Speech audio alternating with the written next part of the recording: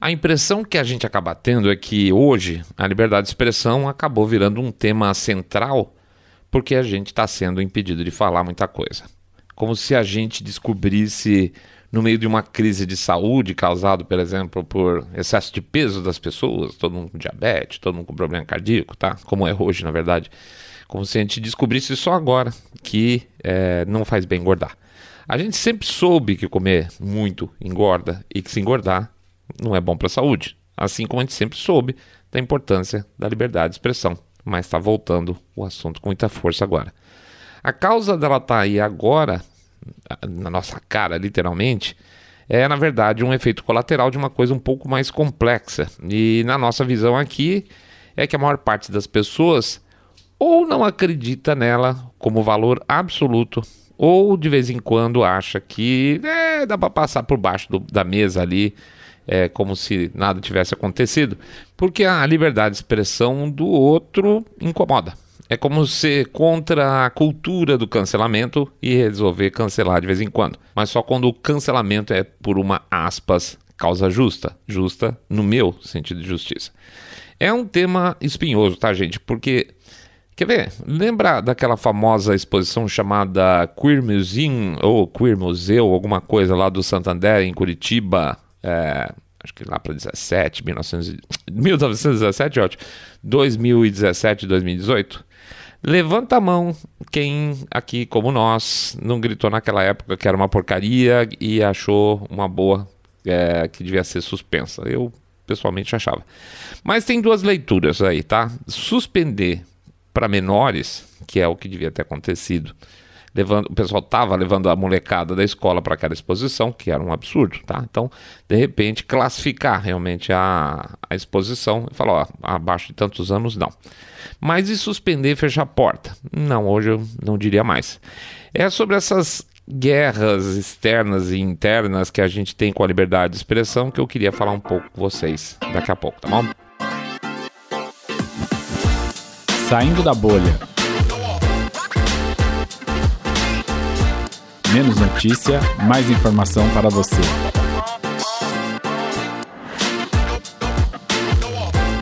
Por que o medo da liberdade de expressão?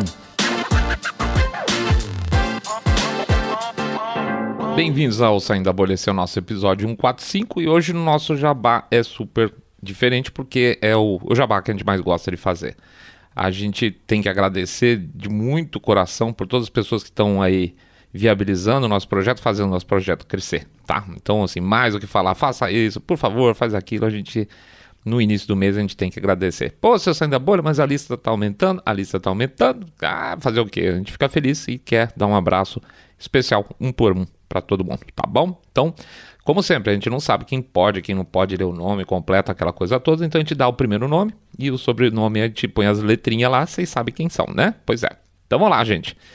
Que fizeram doações via Pix, a gente queria agradecer, então, ao Alceu R, Arsênia VC, oi prima, Ariosto OFJ, Beatriz, sempre Beatriz, BM, Benísio também, oi Benísio M, Carlos Manuel RSJ, o Carlos RP, o Cláudio SS, Cristiano DF, o Edelson SC, o Edmar VN, o Evandro FRF, Fábio VD, Fabrício B, oi Fabrício de novo, Fernanda JF, Fernando P, Francisco HCD, Frederico ASB, Glaucio LO, o Gustavo UF, a Hilda IIK, oi Hilda, o Wilton IR, muito obrigado Wilton, Jefferson EHLS, José Pedro PJ, o Clauber PT, muito obrigado, Clauber. Clauber, ó, apesar de ser PT,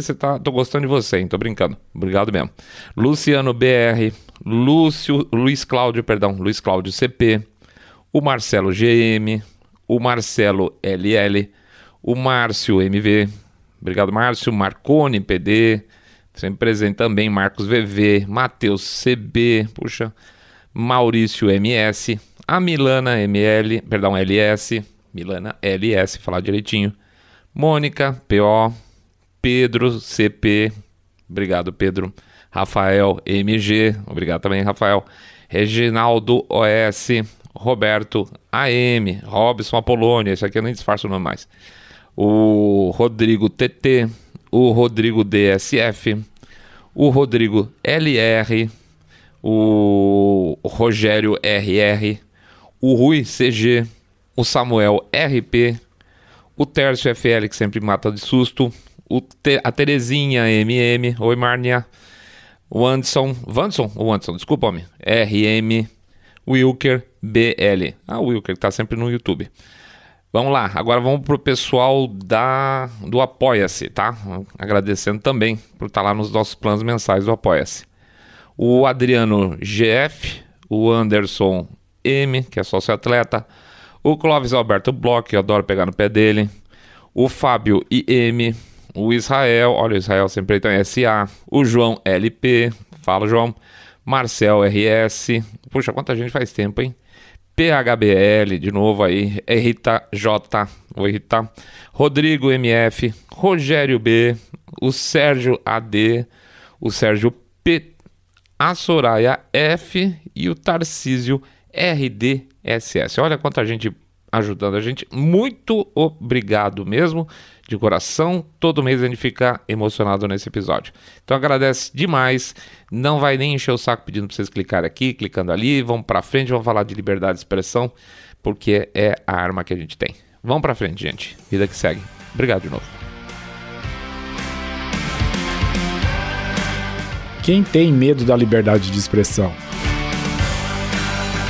Eu vou ser franco que eu acho que todo mundo tem um pouco de medo dela. E eu vou dizer por que eu tenho essa teoria. Porque absolutamente ninguém gosta de ser ofendido. Veja, quando alguém diz pra você que o que você acredita é uma coisa idiota, é óbvio que de alguma forma essa pessoa tá te chamando de, sei lá, ignorante. Ignorante no sentido de que você não sabe as coisas, que você é um cara mal informado. Ou tá chamando você de burro mesmo, né? Ou que você tem uma falha de caráter por ser desonesto. Porque você está defendendo um ponto de vista, ainda que errado, na visão dessa pessoa, ainda que prejudicial, só para não dar o braço a torcer, ou porque tem algum interesse escuso. E que é a maior prova disso? A gente constantemente fala isso de quem discorda de nós. Eu, pelo menos, vou dizer o seguinte, eu devo ter falado já umas 500 vezes que quem vota no Lula ou é burro, ou é ignorante, ou é sem caráter. E não sei desde quando que eu falo isso, mas eu falo há muito tempo, tá aí. Sei lá, 15 anos falando isso, e é óbvio que o cara que vota no Lula, por fé, vamos chamar assim, e tem gente, por incrível que pareça, que vota por fé, que eu acho burro, fala o mesmo de mim. Portanto, não tem como ficar sempre confortável com liberdade de expressão. Mas não deixar o cara me chamar de ignorante não mudaria nada, porque ele continuaria me chamando de burro, continua me chamando de ignorante, só que ele não falaria. E eu vou desconfiar da mesma forma, só vai mudar o fato de ter ou não a vocalização desse sentimento dele. Então, não muda nada no ambiente mental das pessoas, a não ser que elas não podendo se expressar, tá? A questão aí eu vou dizer é que o campo à direita, aqui eu vou ser absolutamente, não sei como é que eu posso dizer, vou ser parcial? Vou ser parcial. Mas eu tenho a sensação sim, que o campo da direita no espectro político tende a ser muito mais aberto a pagar esse preço, a pagar o preço de ser ofendido. Pela simples razão de que, se esse sentimento é verdadeiro, ele acredita, em princípio, no indivíduo como célula autônoma do coletivo e não no coletivo. E sabe que as pessoas pensam de maneira diferente, pessoas diferentes pensam de maneira diferente. Então a tendência, na minha visão, posso estar erradão, hein? Mas a tendência, na minha visão, é que a direita é mais aberta à liberdade de expressão por essa razão, tá? Com o amadurecimento político, eu tenho certeza que a casca das pessoas vai ficando mais dura e acaba ampliando essa percepção não só para o pensamento político, mas também para outros setores da nossa vida. Como eu falei lá no exemplo do começo, para a religião, por exemplo. No caso do Queer Museum lá, um dos ataques mais claros que tinha era o quê? Era a religiosidade. E hoje, pensando aqui, e daí? É evidente que se tratava de uma provocação, como foram outros casos aí que já geraram burburinho, do tipo aquele Natal do Porta dos Fundos, tá? E eu vou questionar de novo, e daí? E daí que as pessoas que não acreditam em Deus tiram sarro dele? Ah, mas se eu sair da bolha, no mínimo seria uma questão de respeito. Sim, eu concordo. Seria uma questão de respeito, mas a gente não consegue impor respeito. Imagina ideias, quanto mais respeito, né? É muito complicado para quem não é religioso saber o que sente o religioso. Mas veja, por outro lado, a gente também tem que entrar para pensar aqui que tem gente que julga o caráter do ateu simplesmente porque ele é ateu, que é estranho, no meu ponto de vista, tá? Pelo menos para mim é. Então, viu como é um tema espinhoso? É espinhoso porque pode bater em qualquer dos nossos calcanhares de Aquiles. Fato de que alguém ser gordo, sei lá, e ter problemas psicológicos com isso, não faz piada de gordo. O fato de ter tido um pai abusivo, todos os homens são pessoas horrorosas e por aí vai, tá? É fácil a gente mandar os outros calar a boca. É 2 palitos, gente. Se desse 2 palitos, tava mandando calar a boca. Se dependesse da gente, a gente ia fazer isso mais vezes. E eu aposto que muita gente com boas intenções faria. Portanto, a bem da verdade, o problema da liberdade de expressão não começa na incapacidade dos outros aceitarem o que a gente fala, mas em muitos momentos na nossa própria capacidade, e que acha que no fundo aquele filho da puta deveria morrer por falar um absurdo qualquer, como se a morte de uma pessoa matasse uma ideia. Porque, sejam quais suas ideias, gente, elas não morrem assim não. A zoeira do Twitter. O Elon Musk se pronunciou como um absolutista na liberdade de expressão e foi extremamente criticado por isso. Tocaram 1000 alarmes por aí afora porque ele falou que ele era um absolutista na liberdade de expressão. E é muito interessante que hoje em dia a esquerda acha que quem defende ardentemente a liberdade de expressão é algum tipo de nazista. Uma coisa totalmente maluca, tá? Mas muita coisa está em jogo aí quando se fala em liberdade de expressão. E a primeira delas, e talvez a mais importante de todas, na nossa visão, claro, é que a liberdade de expressão só serve para um grupo de pessoas, para quem está embaixo na pirâmide social. É isso aí, democracia só funciona com liberdade de expressão, e é por isso a liberdade de expressão só funciona, só tem valor para quem está embaixo na pirâmide social. Por que diabos a elite, qualquer que seja, gente, elite política, elite corporativa, elite cultural, por que qualquer um desses grupos ia torcer que, por meio de liberdade de expressão, pudesse se abrir um espaço para eles serem contestados no seu papel e nas suas decisões de elite? Portanto, não é vantagem nenhuma para a elite que exista liberdade de expressão, tá? Liberdade de expressão é para nós, Zé ninguém. Vamos lá num caso brasileiro, aquele famoso vídeo daquela performance, como é que eu vou chamar isso? Daquele vídeo que era uma... performance, deve ser. Os caras ficavam andando de cócoras e um ficava colocando o chibio, o dedo no chibio do outro. Lembra dessa história? Que era uma performance artística, aquilo lá muito ridículo, na boa. Mas enfim, é evidente que as pessoas que criaram aquela aspas performance achavam que eles estavam fazendo alguma coisa, sei lá, inteligente, disruptiva, inovadora. Olha como você vender bem as coisas, qualquer porcaria. Mas se você lembrar, eles estavam se apresentando para um público pequeno numa sala. E por 2 razões isso. Primeiro porque eles certamente teriam pouco público mesmo, em princípio. É óbvio que aquilo não ia dar para encher um ginásio de esporte com um público animadíssimo, vendo tudo aquilo em detalhes, num daqueles telões Jumbotron lá da vida, focando aqui e ali. Não dá, né? Então, assim, eles estavam numa salinha pequenininha porque, na verdade, tinha pouco público. É um evento hermético, vamos dizer, para meia dúzia de ditos intelectuais ou para wannabe de intelectual para fingir que é inteligente, está lá presente, considerando que é basicamente uma rede sem fim de fio terra, tá? Um fazendo o outro, achar que isso aí, por exemplo, é algo importante para a cultura nacional, tá? Então, assim, primeiro porque tem pouco público. E segundo, eles estavam numa salinha porque, de verdade, eles não querem ouvir a opinião mais popular. Ele não quer ouvir a sua opinião, a minha, da tia do café, do cara que conserta lá o poste no dia de nevasca. Eles não querem que falem sobre isso porque eles sabem muito bem o que seria falado. E aí é a hora que a liberdade de expressão dói. Você tem que estar preparado, se quiser ser, aspas, disruptivo com uma performance onde fica um pondo o dedo no tarará do outro, que na verdade vocês são só um bando de imbecis. E as pessoas não querem ouvir isso. Por isso que a liberdade de expressão é dolorida para certas coisas. Em suma, o exemplo cultural eu sempre acho interessante porque ele reflete todos os demais. Você quer mudar os aspas, conceitos em que estão baseada a sociedade, mas não quer ouvir, você não quer pedir a opinião da sociedade, você simplesmente tem na sua cabeça que é aquilo e você vai fazer, melhor não perguntar. Agora, pergunte para um desses caras aí do Dedo no Chibiu, naquela performance, o que você acha da compra do Twitter pelo Elon Musk. Muito provavelmente ele vai dizer que odiou e que o Elon Musk é um fascista. O Elon Musk falou uma coisa interessante, ele está a fim de agradar apenas 80% das pessoas que são os não radicais. Ou seja, ele sabe que ele vai desagradar a esquerda e a direita mais radical. Geralmente onde estão os dois polos, na famosa matriz ali, fica a tendência das pessoas com tendência, ao autoritarismo. Se você fechar as contas, bate. Se o perfil das pessoas é mais autoritário, ela tende a não estar lá muito a fim de ouvir qualquer opinião, né? Opinião dos outros, a não ser as pessoas que entendam o que ela entende como correto. Então quando você encontra um fórum aberto como o Twitter, na visão do Elon Musk, você vai desagradar.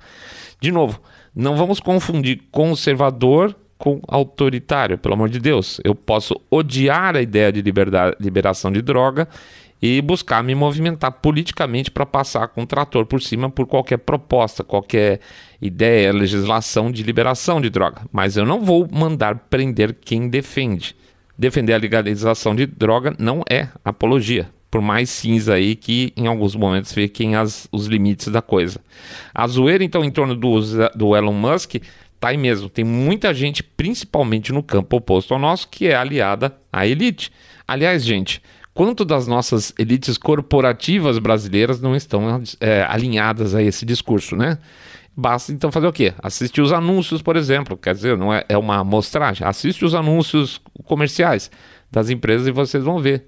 Veja quem que sobre o que essas empresas falam e você vai saber o perfil do proprietário ou do grupo, né?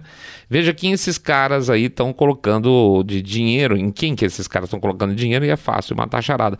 Não tem como você ter um caminhão de dinheiro, você ser muito rico, torrar uma grana preta em favor desse discurso e achar que dá para ficar escondido, né? Como eu falei, eu não bebo faz mais de 30 anos, mas se eu bebesse, por exemplo, eu teria antipatia à marca Budweiser, por exemplo. Entende qual que é o princípio? Não gosto.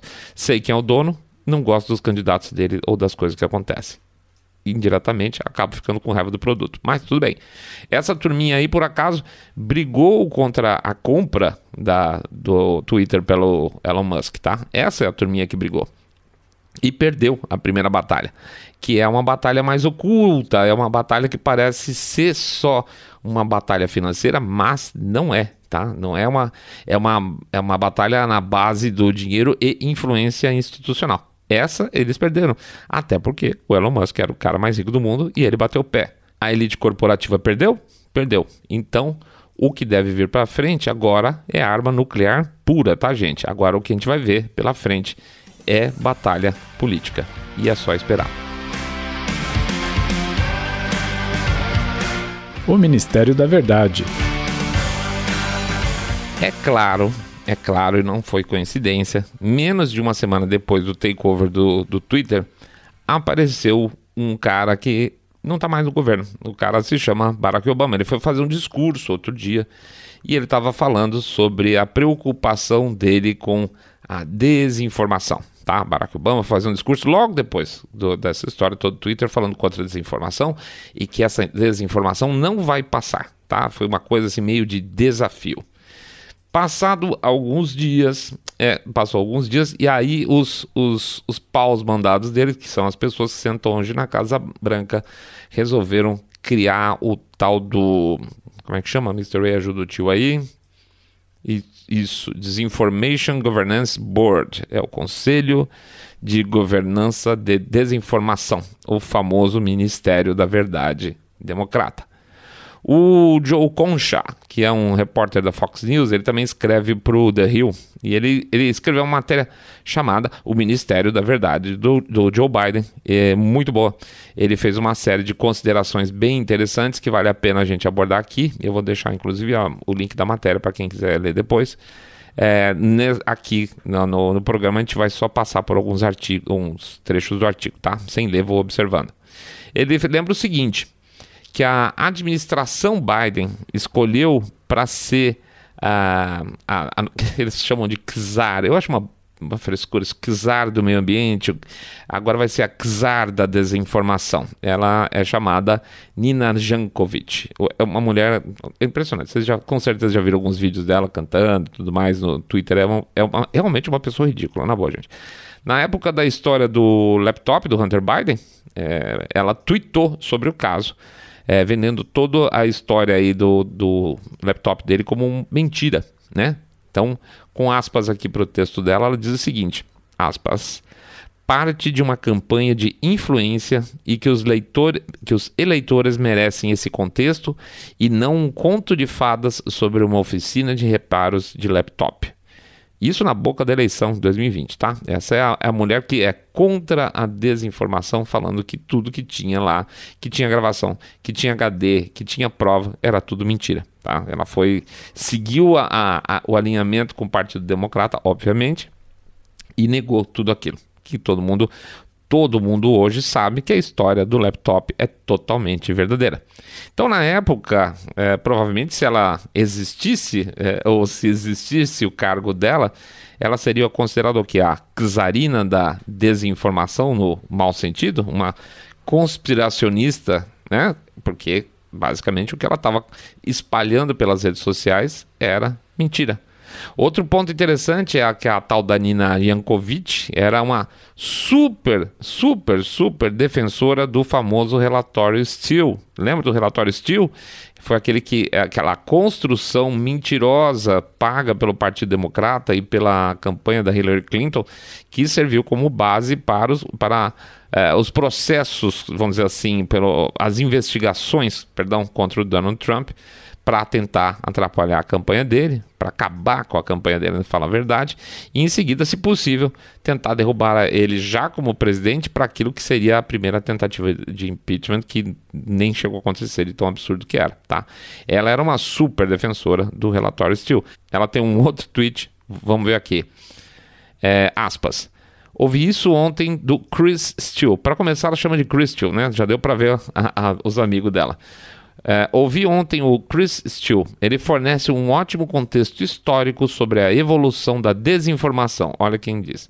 Vale a pena ver. Então, assim, ela é uma mulher com ligação com Christopher Steele, que forjou um relatório para derrubar uma candidatura e um presidente.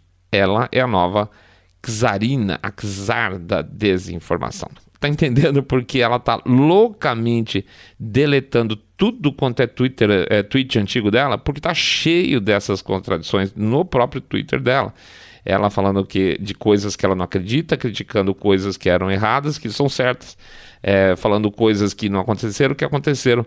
E ela tá tendo que limpar a história dela para ela poder ser a czar da desinformação. Bonito, né? E sobre a compra do Twitter pelo Elon Musk, o que ela fez? Ela tweetou o seguinte, aspas aqui, na semana passada eu disse pra Michelle Martin, que é uma jornalista da NPR, que eu estremeço ao pensar se os absolutistas da liberdade de expressão, mencionando obviamente aí o Elon Musk, se declarou, se eles estivessem assumindo mais plataformas, como isso seria para as comunidades marginalizadas que já estão arcando com quantidades desproporcionais de abuso. Ou seja, para ela, a liberdade de expressão é um problema para as comunidades marginalizadas, quando a gente acabou de falar aqui, para falar a verdade, que liberdade de expressão é a única arma, a única chance que as aspas, como ela fala, comunidades marginalizadas, ou seja, a pobraiada que nem nós, tem para ter algum tipo de posição política dentro da sociedade. É a única. Nós não temos outra, não temos dois. Nós não temos uma mídia para falar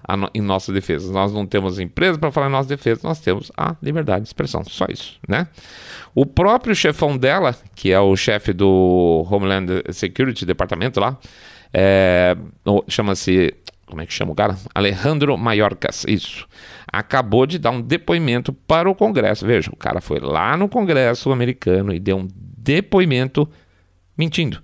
Ele mentiu pra caramba. E quer ver o que ele fala? Ele quer dizer, que a desinformação que eles gostam, né? Que ele fala. Ele diz que quando assumiu o DHS, com a entrada do Biden, o departamento estava totalmente quebrado e bagunçado e que ele estava tentando se virar com o que ele tinha. Por isso que estava aquela zona na fronteira. Quando, na verdade, a gente está careca de saber que o departamento, na época do Trump, foi elevado para uma condição especial aí, exatamente para acabar com a crise migratória, que acabou durante o período Trump. Ou seja, a bagunça que tem hoje é uma bagunça provocada. Se ele está sem estrutura, se ele está sem dinheiro, é porque não foi direcionado pela atual administração. Papo furado, mentira, aspas, desinformação. Dizem as más línguas por aí, inclusive, que o Mayorkas não queria esse abacaxi do Ministério da Verdade debaixo dele, porque é um queima-filme enorme, mas não adiantou, tá? Ficou para baixo dele mesmo, para dar aquela impressão assim, que essa questão de desinformação é uma questão de segurança nacional, tá? Alinhando aquelas outras histórias de que 6 de janeiro foi terrorismo, você fala mal do governo americano também agora vai ser, de certa forma, terrorismo. Se você falar mal da guerra da Ucrânia, vai ser terrorismo também, tá? Então, se é uma questão de desinformação, o próprio chefe da mocinha lá, da Yankovic, também já devia estar longe do cargo que ele está hoje. E aí o Concha, o repórter lá da Fox, ele fecha o artigo que eu acho com perfeição. Ele diz o seguinte: quando você culpa a invasão da Ucrânia pelo presidente russo Vladimir Putin, pela inflação americana que vem aumentando há mais de um ano antes da guerra, quando você culpa Trump pelo estado atual na fronteira dos Estados Unidos, ou quando você diz que a democracia está em jogo porque os direitos de voto não foram federalizados, que os democratas tentaram fazer, então os que vão tocar esse negócio de árbitros da verdade não deveriam ser, obviamente, quem são. Ou seja, os Estados Unidos agora, dependendo do poder que conseguir alcançar esse Ministério da Desinformação, vai estar com um problemão, tá? Vai estar com um problemão, assim como a gente está vendo mexerem os pauzinhos aqui no Brasil para também dar uma restringidinha a mais por meio de lei na nossa liberdade de expressão. Por quê, gente? Porque, de novo, liberdade de expressão é só tudo que a gente tem para ter voz política. Se a gente não tiver, acabou, já era. É isso aí, pessoal. A gente agradece a presença de todo mundo. Agradece muito, muito, muito, muito as contribuições que a gente recebeu durante o mês de abril. Muito obrigado mesmo. Mas ainda assim a gente vai fazer o nosso bom e velho jabazinho, tá bom? Vamos lá. Entrar no site www.saindabolha.com.br e clicar no botão Follow. Seguir a gente também no Spotify, Podcast Addict, Google Podcast, Apple Podcast ou também no nosso canal do YouTube, canal Saindo da Bolha. Vai lá, dá um likezinho no episódio, faz um comentário, clica no sininho para ser avisado das atualizações que a gente fizer por lá. Pede também para dar um share nas redes sociais, porque como sempre estão escondendo a gente, não é novidade. E pede principalmente também para fazer o famoso boca a boca sarado, contando que vocês estão acompanhando o podcast Cabeça Direita Limpinho Supimpa, que detesta, abomina o politicamente correto e principalmente esses liberais que dizem que liberdade de expressão demais é ruim. A gente sabe onde que eles querem chegar com isso. E vamos lá, fazer o nosso jabacito financeiro. Estamos entrando no mês de maio, vamos lá, vamos brigar de novo para continuar com a maquininha. A gente está muito feliz porque a gente está conseguindo, de certa forma, aumentar o conteúdo, melhorar o nosso conteúdo, e isso tem tudo absolutamente a ver com vocês. Vocês que estão conseguindo fazer essas mudanças aqui na nossa programação. Então a gente pede 1, 2, 5, 10 milhões de reais. Pingado, gente, não é seco. Ou também lembra da ideia dos nossos ouvintes super criativos, R$1 por episódio, que também ajuda pra caramba. Qualquer contribuição, gente, ajuda pra caramba, mantém nossa maquininha funcionando, tá? Muito obrigado. E é isso aí, vamos lá, semana pra frente, o que a gente quer é que vocês todos fiquem muito, mas super, super bem. Saindo da Bolha.